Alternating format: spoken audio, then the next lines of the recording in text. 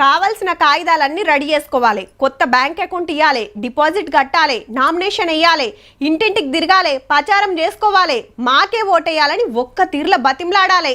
అన్ని వార్డులు అరుచుకోవాలి, అలిగినోళ్లను బుద్రికియాలి, అవతలోళ్ళకు మించి హామీల వరాలు గుమ్మరియాలి. ఓ మస్తు కథ ఉంటుంది సర్పంచ్ ఓట్లంటే.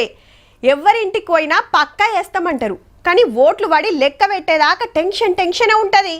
కానీ ఈ ఊర్లల్లా గవ్వేం లేవబ్బా. ఏలుకు ఇంకంటకుండానే ఊర్లకు సర్పంచులు వస్తున్నారు.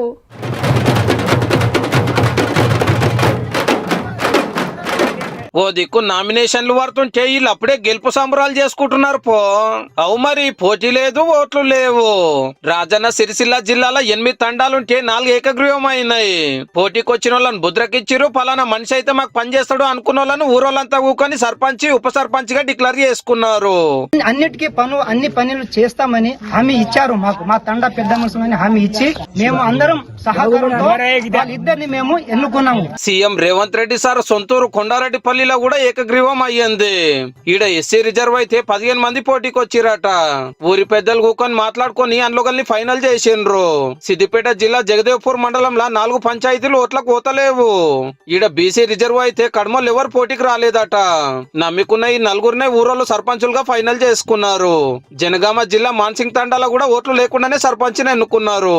ఈ గ్రామంలో మిగిలిన సమస్యలు ఒక డ్రైనేజ్, ఒకటి సీసీ రోడ్ల సమస్యలు ఉన్నాయి. ఆ సమస్యల కోసం రాష్ట్ర ప్రభుత్వంతో తగు నిధులు మంజూరు చేయడంలో ప్రత్యేక చొరవ తీసుకొని విలేజ్ లో లొల్లులు గాని పంచాయతీలు గాని ఏం కావద్దు, అందరం కలిసి ఉండాలన్న ఆలోచనతోని పోటీ చేస్తోళ్ళ ఖర్చు సర్కార్కు ఖర్చు పైక మీద ఊరికిస్తే పనులన్నైతాయని ఏకగ్రీవాలకు సై అంటున్నారట.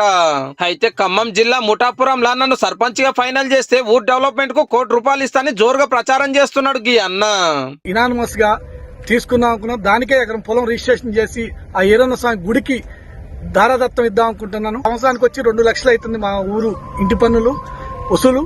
ఆ 2 లక్షలు కూడా నేనే బరాయించి ఇంటింటికి నల్ల బిల్లులు కడతా, మెడికల్ క్యాంపులు పెట్టిస్తా, పూర్వలకు స్కాలర్షిప్లు ఇస్తా, సైకిళ్లు ఇస్తా, గణేష్ పండుగ వస్తే గల్లీకి ఇగ్రాలు ఇప్పిస్తామని ఇట్లా 21 వరాలు గుమ్మరిచ్చిండు.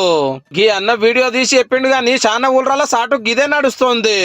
సర్పంచ్ పదవికి లక్షల అర్రస్ పాటలు నడుస్తున్నాయి, సవాల్ మీద సవాల్ నడుస్తుంది. మళ్ళా ఎవరు ఎక్కువ తీన్ బారి చేసుకుంటే వాళ్ళకే పదవి. కొందరు గుళ్ళు కట్టిస్తామంటే ఇంకో కొందరు గర్తానికి ఎకరం భూమి ఇస్తామని హామీలు ఇస్తున్నారు. ఉత్తగా మాటలు చెప్పుడు కాదుల్లో బాజాప్తా బాండ్ కాయిదాల మీద రాసిస్తున్నారట. అంటే పైకమిచ్చి సర్పంచ్ పదవి కొనుక్కునే ఉపాయాలు నడుస్తున్నాయి అన్నట్టు. గిసొంటి ఆఫర్లు ఇస్తే కేసులు పెడతాము, పైసలకు ఏకగ్రీవాలు చేస్తే పక్కా రద్దు చేస్తాము అనుకొచ్చింది ఎన్నికల సంఘము.